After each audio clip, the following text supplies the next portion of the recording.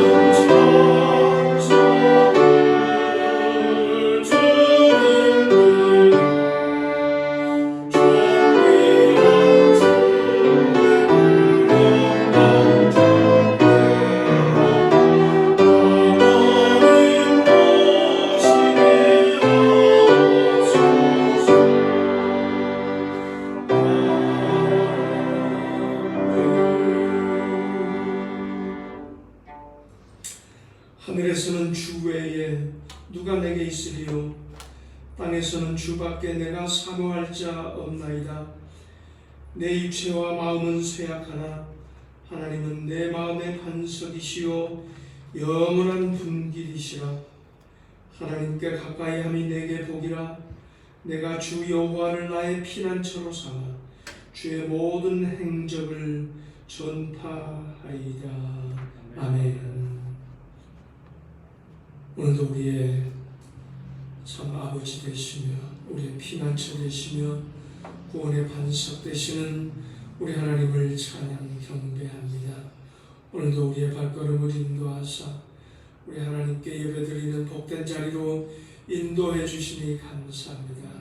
오늘 예배 가운데 우리 하나님 영광 받아주시고 하나님을 경배 찬양하는 그 심령마다 하늘의 위로와 소망과 기쁨이 감사가 충만하게 하시고 아버지 그 삶이 참으로 물된 동산처럼 풍성한 삶 되도록 은혜 베풀어 주시옵소서.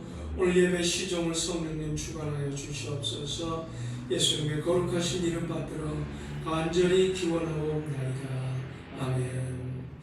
전능하사 천지를 만드신 하나님 아버지를 내가 믿사오며 그 외아들 우리 주 예수 그리스도를 믿사오니 이는 성령으로 잉태하사 동정녀 마리아에게 나시고 본디오 빌라도에게 고난을 받사 십자가에 못 박혀 죽으시고 장사한 지 4일 만에 죽은 자 가운데서 다시 살아나시며 하늘에 오사 전능하신 하나님 우편에 앉아 계시다가 저리로서 산 자와 죽은 자를 심판하러 오시리라. 성령을 믿사오며 거룩한 공회와 성도가 서로 교통하는 것과 죄를 사하여 주시는 것과 몸이 다시 사는 것과 영원히 사는 것을 믿사옵나이다. 아멘. 성씨고도 교동문 57번입니다.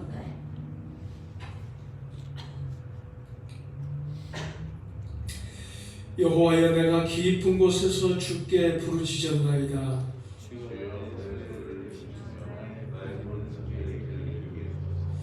여호와여 주께서 죄악을 지켜보실진대 그러나 사유하심이 주께 있음은 나 곧 내 영혼은 여호와를 기다리며 파수꾼이 아침을 기다림보다 내 영혼이 주를 더 기다리나니 이스라엘아 여호와를 바랄지어다. 그가 이스라엘을 그의 모든 죄악에서 속량하시리로다. 아멘.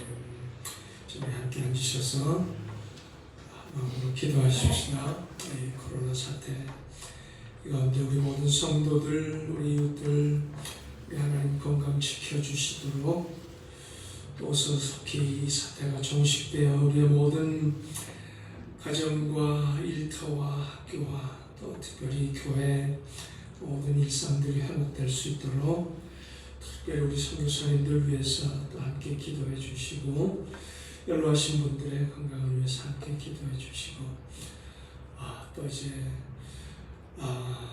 금년도 11월, 12월 2달밖에 남지 않았습니다. 정말로 이 한 해 우리가 잘 마무리할 수 있도록 우리 하나님 은혜 베풀어 주시도록 우리 한 목소리로 기도하십시다. 우리 오신 아버지 하나님 오늘도 주님 앞에 머리 숙여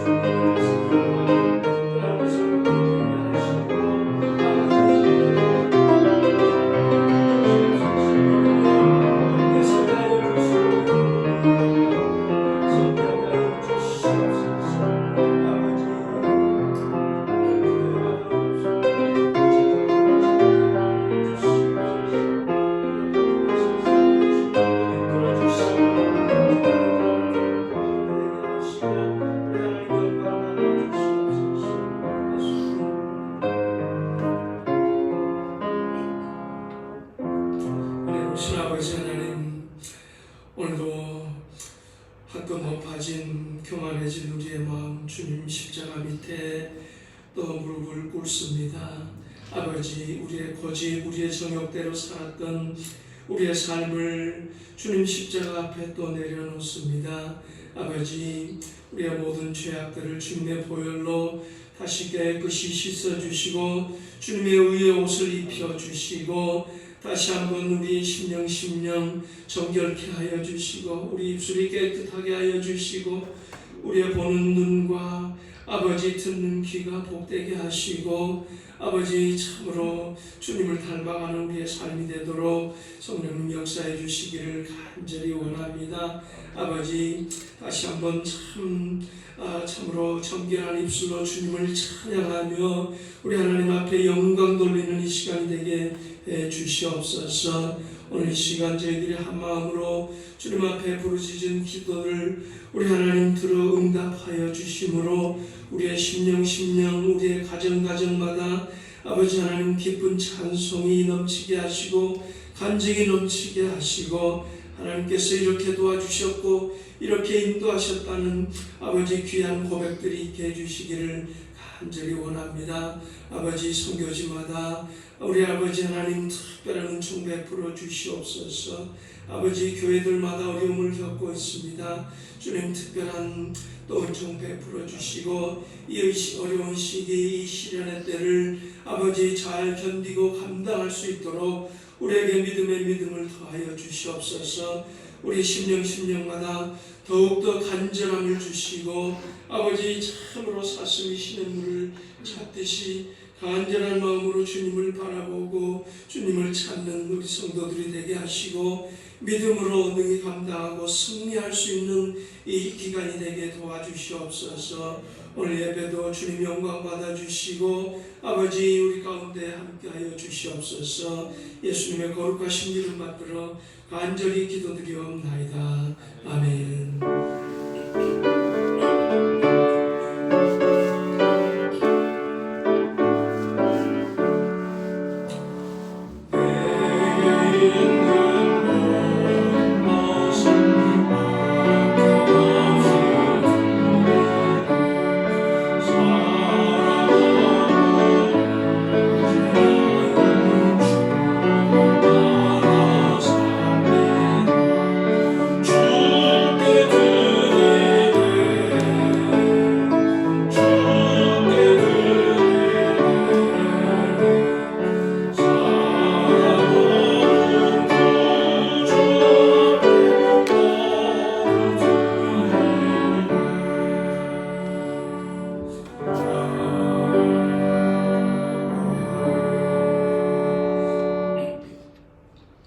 아버지 하나님, 또 이 시간 조그만 예물이지만 우리가 정성을 모아 믿음으로 기쁨으로 우리 아버지 하나님께 앞에 드립니다.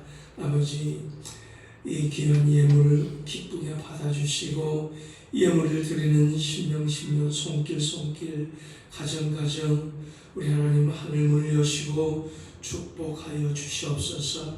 하늘의 신령한 은혜들로 축복하시되 그 삶 속에 감사가 기쁨이 평강이 넘치게 하시고 아버지, 그 삶이 늘 푸르고 싱싱한 삶이 되게 도와주시옵소서.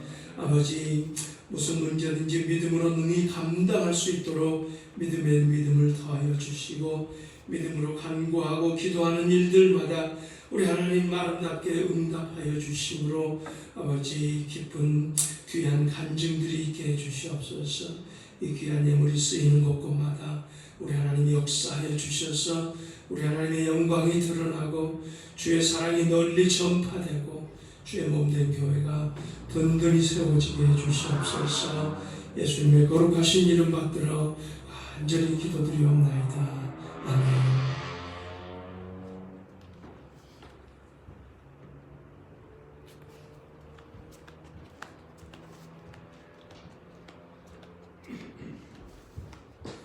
우리 하나님의 말씀 출애굽기 25장입니다.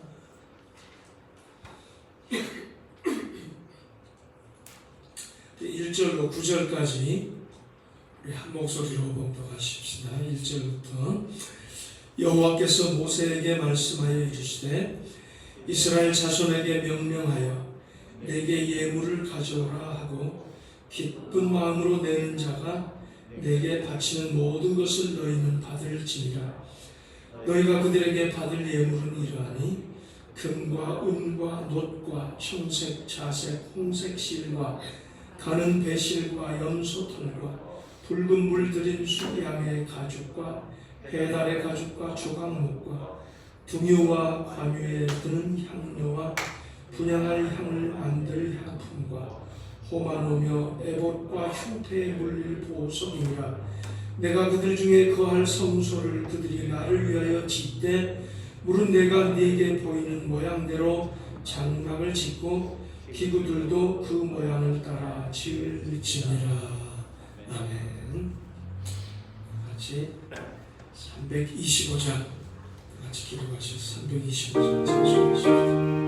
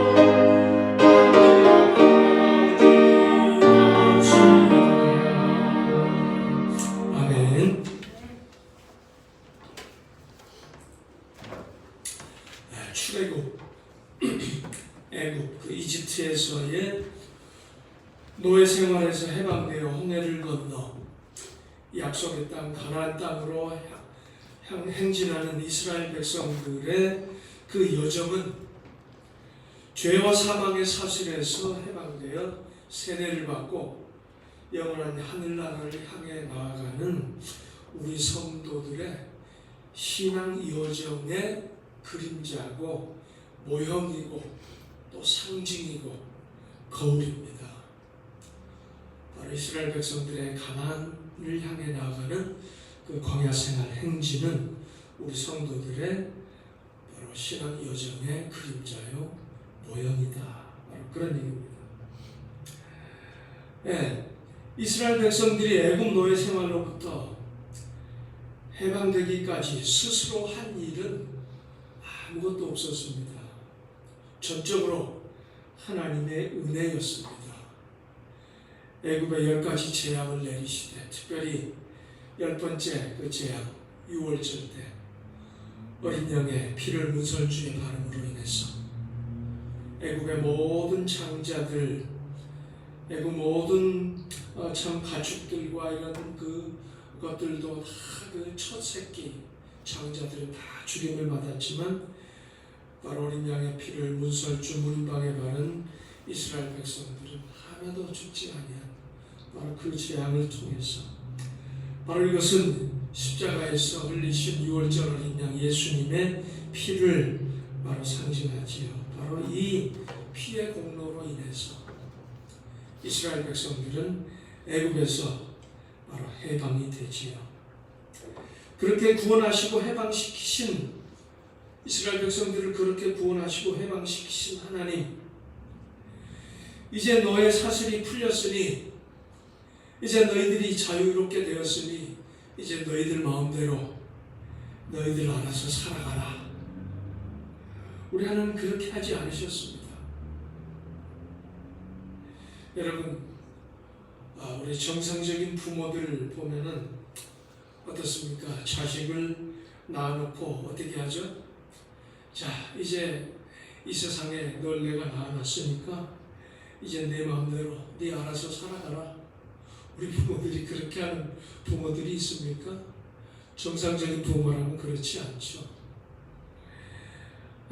비정상적인 참으로 못된 그런 이 정신이 이상한 그런 부모들은 아이를 낳아놓고 그저 내팽개치고 버리고 그런 것들이 간혹 뉴스에 오르내리긴 하지만 그런 정상적인 부모들은 그렇지 않죠. 그 아기를 참으로 잘 성장하도록 그들의 필요를 다 공급해주고 먹이고 입히고 가르치고 참으로 장성하도록 이렇게 양육을 하는 거죠. 마찬가지로 우리 하나님께서도 애굽에서 구원하신 백성들, 그들이 배고파할 때 만나와 메추라기를 내려서 먹여주시고 목말라 할 때에 반석을 깨뜨려서 생수를 마시게 하시고 그들을 가로막는 대적들을 물리쳐 주셨습니다. 계속해서 그들의 삶에 관심을 가지고 은혜를 베풀어 주셨고 수많은 복, 수많은 축복들을 내려주셨습니다. 오늘은 가나안 땅을 향해 나가는 이스라엘 백성에게 베푸신 그 많은 복, 많은 선물들 중에 그 중에서도 가장 중요한, 가장 궁극적인 복, 이것에 대해서 함께 나누기를 원합니다. 바로 그들에게 주셨던 가장 중요하고 궁극적인 복이 사실 오늘 저와 여러분에게 주신 똑같은 복입니다. 그래서 오늘 그것을 함께 나누기를 원합니다.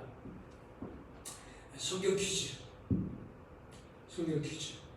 모세가 이스라엘 백성들을 데리고 이제 출애굽해가지고 2달 반, 석 달 정도 됐을 때 시내 산에 이르렀거든요. 시내 광야. 그래서 시내 산에 이제 올라갔는데 모세가 시내 산에 올라가서 하나님께로부터 받아 내려온 귀한 선물이 있습니다.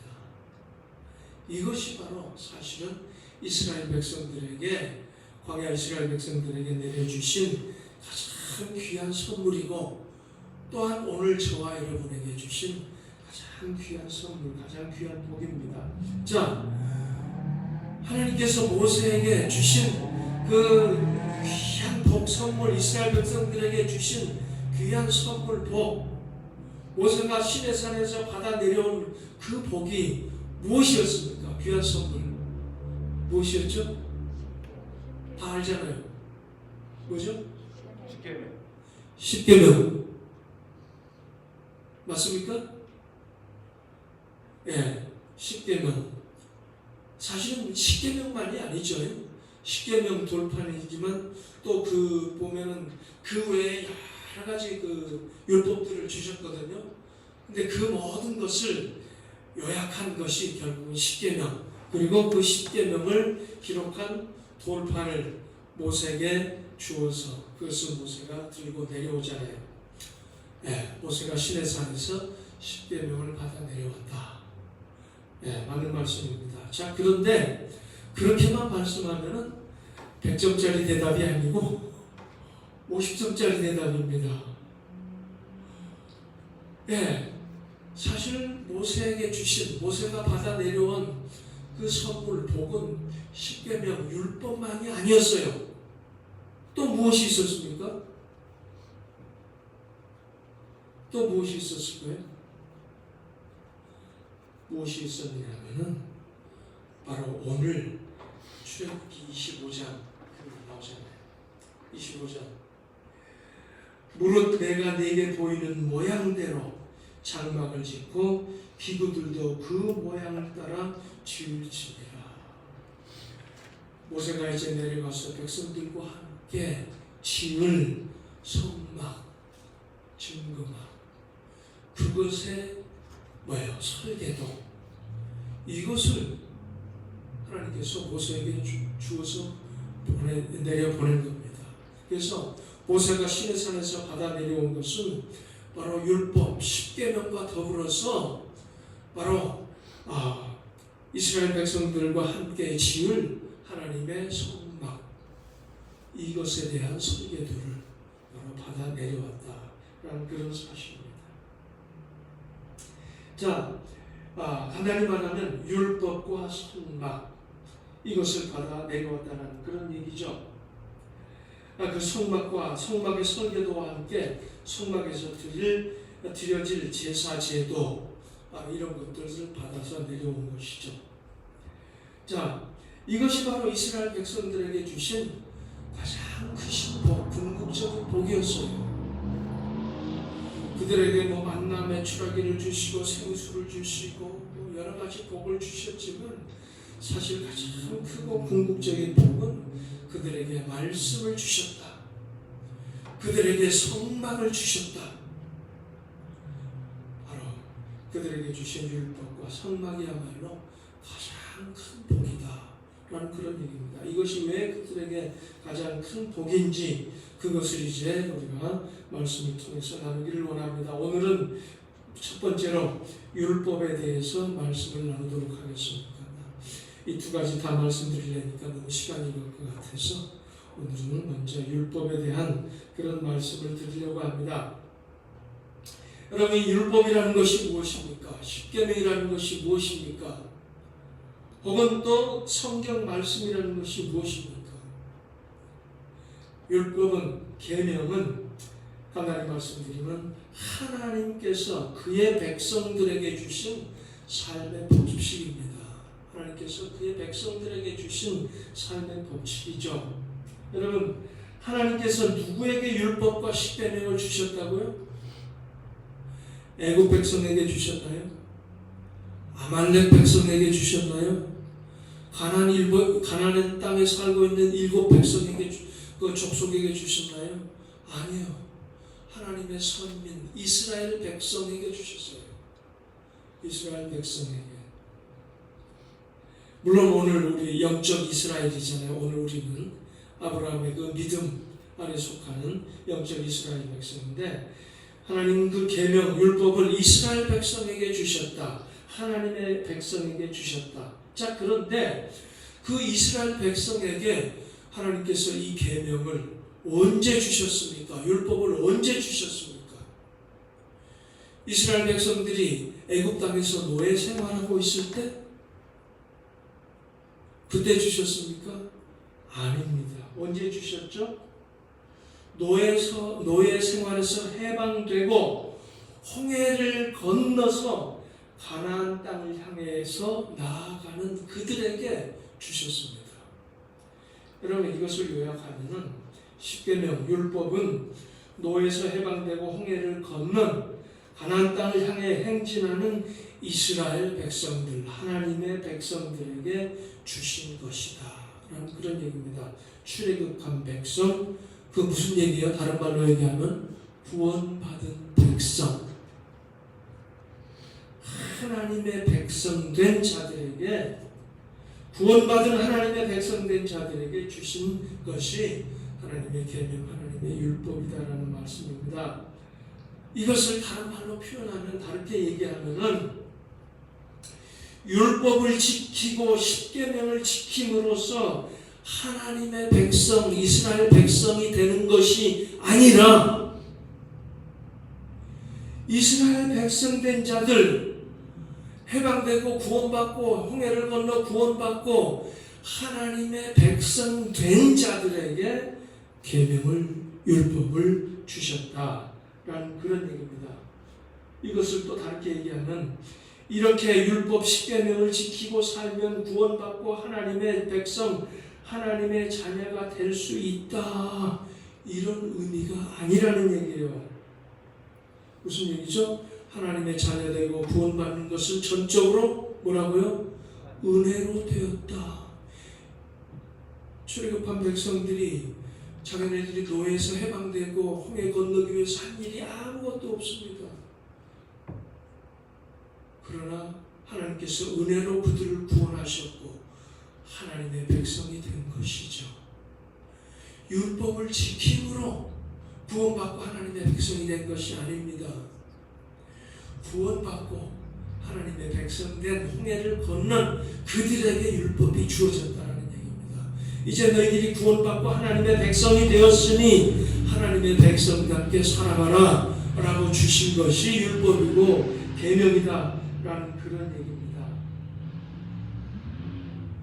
네, 율법을 지키고 계명을 지킴으로 하나님의 백성, 구원받은 백성이 될 수 없고 오히려 은혜로 구원받은 백성들에게 주신 것이 율법이고 계명이다. 왜 그래야 했을까? 그 이유가 무엇일까? 그런 생각을 해봅니다. 율법을 지키므로 계명을 지키므로 하나님의 백성 구원받을 수가 없다. 하나님의 백성된 자들에게 계명을 주셨다. 왜 그럴 수밖에 없었을까? 왜 그래야 했을까? 그것은 율법이란 우리로 하여금 죄를 깨닫게 한 것이기 때문에, 율법은 우리를 구원하는 것이 아니라 우리로 하여금 죄를 깨닫게 하는 것이다. 네, 율법과 계명을 지키는 것이 구원의 조건, 하나님의 자녀 백성이 되는 방법이 될 수 없는 이유가 무엇인가 하면은 율법, 계명을 온전히 지킬 수 있는 자는 아무도 없기 때문입니다. 그래서 사도 바울을 통해서 주신 말씀은 이것입니다. 의인은 없나니 하나도 없으며 모든 사람이 죄를 범하였음에 하나님의 영광에 이르지 못하더니, 그렇게 말씀하고 있습니다. 의인은 없나니 하나도 없다. 하나님의 율법 계명을 지켜서 의롭다함을 받을 수 있는 사람이 아무도 없다. 모든 사람이 죄를 범해서 하나님의 영광에, 하나님 앞에 이를 수가 없다. 라는 그런 얘기입니다. 그리고 다윗을 통해 주신 말씀도 이렇습니다. 여호와께서 하늘에서 인상을 굽어 살피사 지각이 있어 하나님을 찾는 자가 있는가 보려 하신즉 다 치우쳐 함께 더러운 자가 되고 선을 행하는 자가 없으니 하나도 없도다. 선을 행하는 자가 없나니 하나도 없도다. 그렇게 다윗을 통해서 말씀하고 계십니다. 예, 여러분, 도대체 율법이 뭐길래 그렇습니까? 율법이 뭐길래 그것을 지킬 수 있는 자가 하나도 없으며 그것을 지킴으로 의롭다함을 받고 구원 얻을 자가 없다는 얘기입니까? 여러분, 율법을 크게 나누면 두 가지로 나눌 수 있죠. 두 가지 성격으로 나눌 수 있죠. 하나는 소극적인 율법, 그 다음에 또 하나는 적극적인 법, 이렇게 나눌 수가 있는 거죠. 소극적인 법은 무엇입니까? 뭐 하지 말라라는 거죠. 살인하지 말라, 간음하지 말라, 도적질하지 말라, 거짓 증거하지 말라, 내 이웃을 탐하지 말라, 이렇게 하지 말라 하는 그런 법, 소극적인 법이라고 그러죠. 그런가 하면 또 적극적인 법이 있죠. 뭐죠? 이렇게 하라라는 법이 있잖아요. 안식일을 기억하여 거룩하게 지키라. 내 부모를 공경하라, 이렇게 하라라는 또 그런 명령들 또 많이 있잖아요. 그런데 우리는 보통 소극적인 법, 하지 말라라는 것만 잘 지키면, 우리가 율법을 잘 지킨 것처럼, 계명을 잘 지킨 것처럼 그렇게 생각하기가 쉽습니다만 절대로 그것이 아니죠. 우리 하나님 뭐라고 말씀하십니까? 나그네를 선대하며 고아와 과부를, 연약한 자들을 잘 돌보고 내 이웃을 내 몸같이 사랑하라. 이렇게 하라는 그런 말씀들이 많이 있잖아요. 근데 우리가 그렇게 살지 못하고 그저 하지 말라라는 것만 지킴으로써 율법을 다 지킨 것처럼 우리가 착각하기 쉽다라는 거죠. 적극적으로 이렇게 살아라, 이렇게 하라라는 것을 우리가 하지 못한 것도 하나님 앞에 죄라는 사실을 우리가 생각한다면 우리가 얼마나 하나님 앞에 참으로 하나님의 기준에 모자라는, 미치지 못하는 그런 삶을 살고 있는가 우리가 알게 된다는 얘기죠.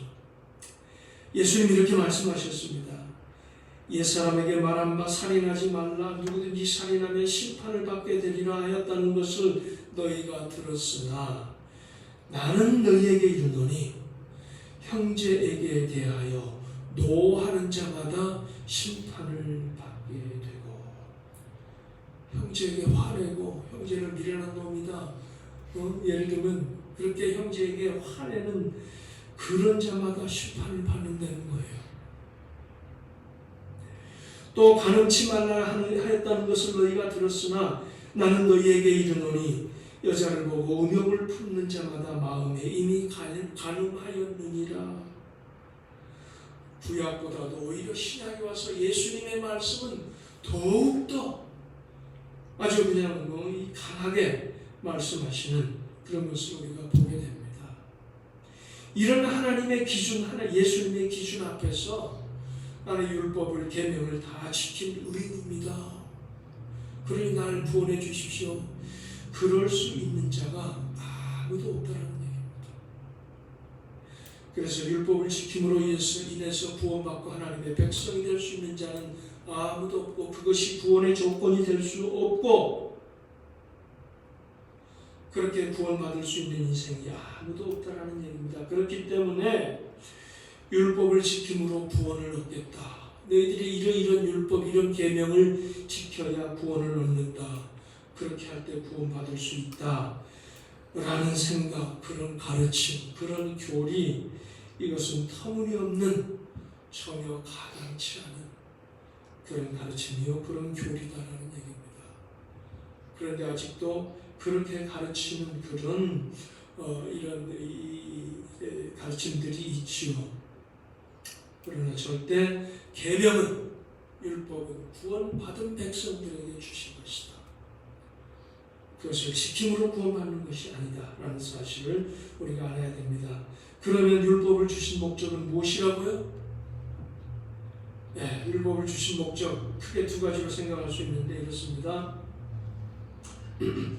하나님께서 모세를 통하여 이렇게 말씀하셨습니다. 신명기 10장에 나오는 말씀인데, 이스라엘아, 내 하나님 여호와께서 너에게 요구하시는 것이 무엇이냐? 곧 내 하나님 여호와를 경외하며 그의 모든 도를 행하고 그를 사랑하며 마음을 다하고 뜻을 다하여 내 하나님 여호와를 섬기고, 내가 오늘 네 행복을 위하여 네게 명하는 여호와의 명령과 규례를 지킬 것이 아니냐. 내가 오늘 너의 행복을 위하여 너에게 명하는 여호와의 명령과 규례를 지킬 것이 아니냐. 무엇을 위해서 명령과 규례, 하나님의 계명을 주셨다고요? 우리의 행복을 위하여. 이 명령, 이 계명대로 살면은 바로 하나님께서 의도하시고 계획하신 풍성한 행복한 삶을 너희들이 살게 된다.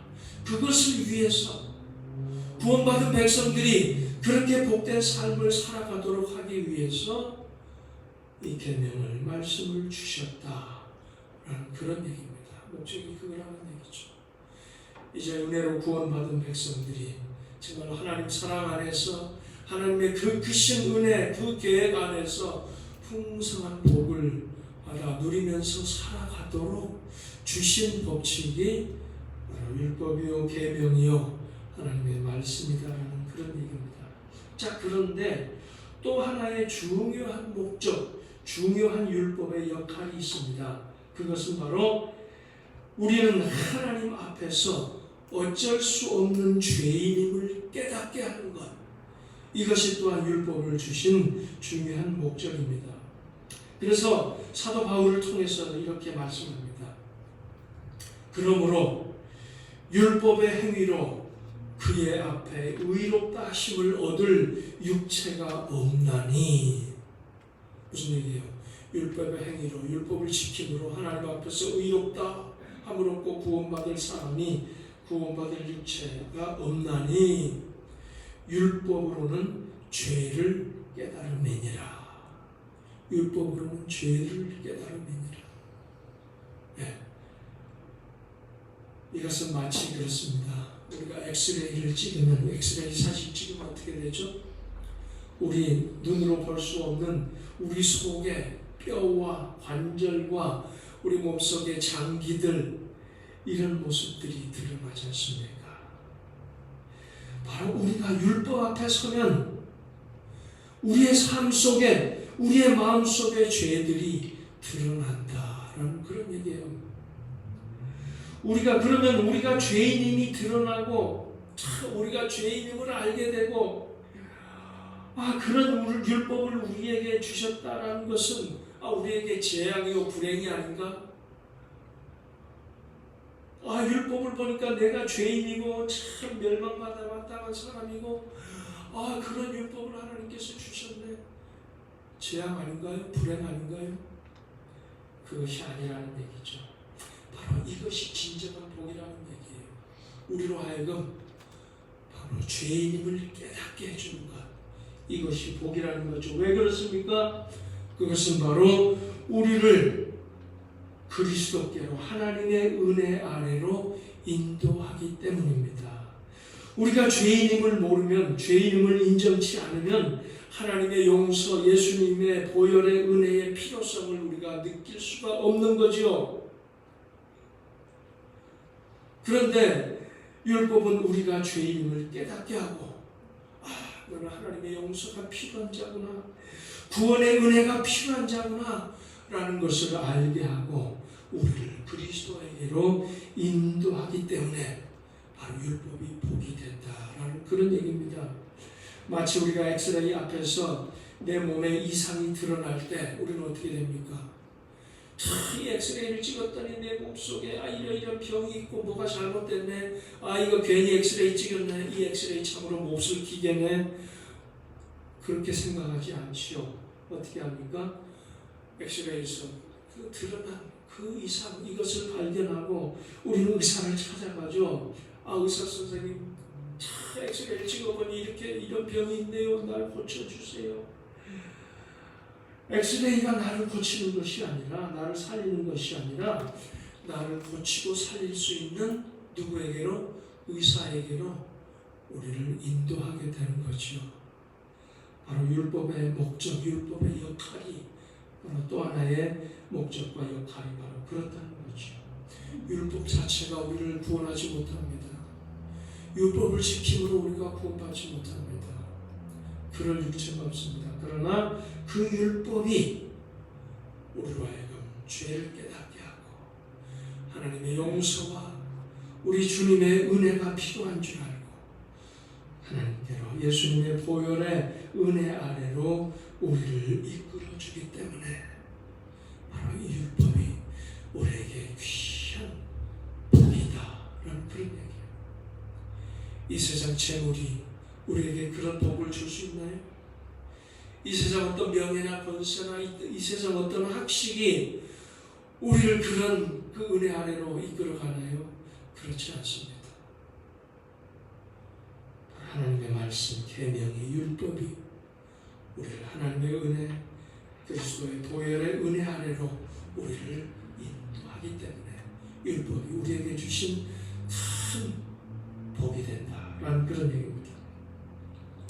자, 이스라엘 백성들은 바로 이 율법, 하나님의 계명을 받았다는 사실, 그들이 하나님의 율법을 가지고 있다는 사실을 무척 자랑했습니다. 그들에게는 하나님의 말씀, 계명이 있다는 사실에 굉장한 자부심, 자존심, 자부심을 가지고 있었습니다. 자랑했습니다.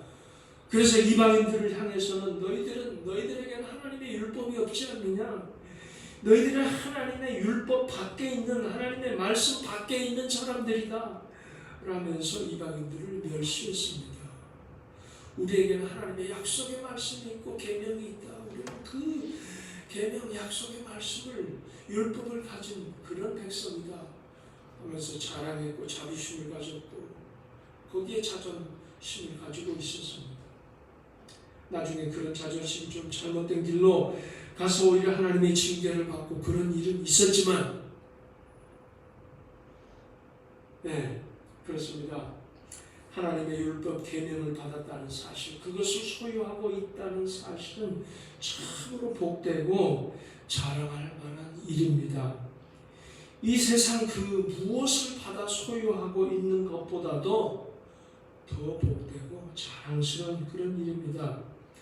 그러나 더 진정으로 더 복된 일은 그 율법 계명을 그저 받아 소유할 뿐만 아니라 그 계명을 따라, 그 율법을 따라 사는 그 삶, 이것이 진정 더 복된 삶인 거죠. 더 복된 일인 거죠.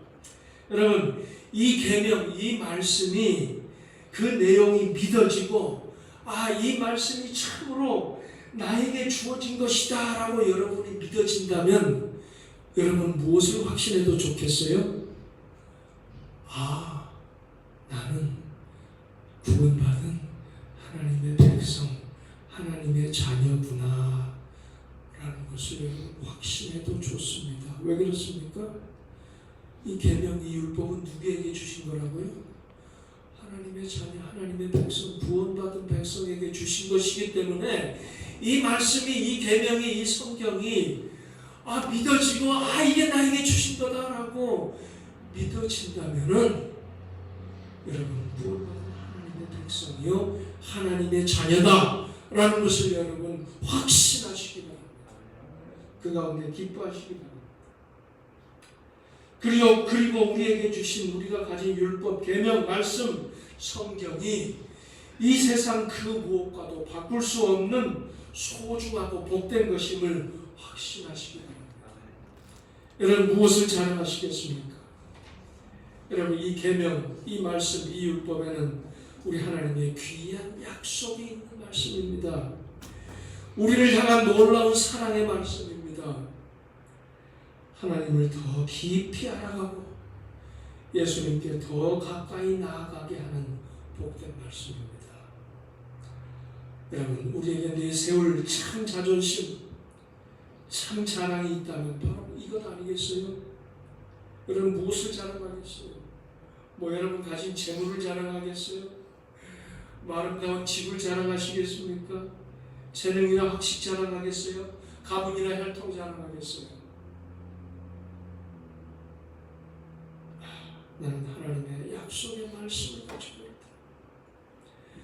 하나님의 사랑이, 나를 사랑하시는, 놀랍도록 사랑하시는 하나님의 말씀을 나는 간직하고 있다. 그 말씀 안에서 나는 하나님을 더 깊이 알아가고 예수님께 더 가까이 나아가고 그 말씀 안에서 나는 예수님을 닮아가고 있다. 나에게는 그 말씀이 있다. 여러분 이것이 참으로 우리의 자랑이고 그 말씀을 가진 것이 우리의 자존심이고, 여러분 다른 것 가지고 자존심 세우려 하지 마세요. 우리에게는 하나님의 말씀이 있다. 나는 그 말씀 따라 살려고 한다. 여러분 이것이 저와 여러분의 자랑이 되고 자존심이 되고 저와 여러분의 영광이 되기를 간절히 원합니다. 이 귀한 말씀, 이 계명을 주신 우리 하나님을 찬양하며 이 한 주간도 말씀 위에 굳게 서서 순종함으로 기쁨과 감사와 승리의 삶을 누리는 저와 여러분의 삶이 될 수 있기를 축원합니다. 우리 오신 아버지 하나님, 오늘 우리에게 귀한 말씀, 계명을 주신 것을 감사합니다. 아버지, 그 말씀 안에서 우리는 하나님의 백성으로서의 살아갈 길을 저희들은 발견합니다. 아버지, 그 말씀 안에서 우리는 기뻐 뛰며 찬송하며 우리 주님을 닮아가며 하나님을 더 깊이 알아가며 참으로 하나님의 자녀로, 하나님의 백성으로, 천국 백성으로 감사 찬송하며 살아가는 그러한 귀한 백성 되게 하심을 감사합니다. 이런 귀한 말씀을 주신 하나님 감사 찬양합니다. 참으로 이 말씀 안에 굳게 서게 하시고 이 말씀 안에서 흔들림 없는 삶을 살게 해주시고 이 말씀을 순종함으로 믿음으로 승리하는 우리의 삶이 되게 해주시옵소서. 예수님의 이름으로 기도드리옵나이다. 아멘.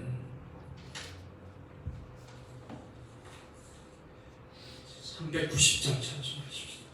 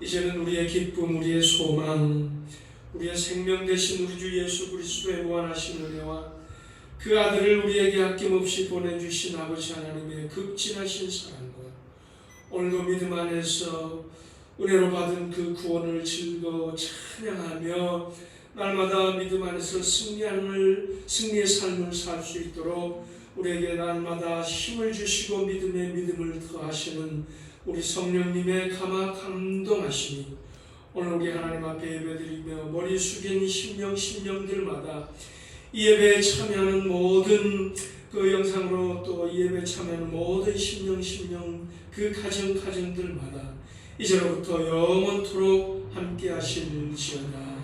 아멘.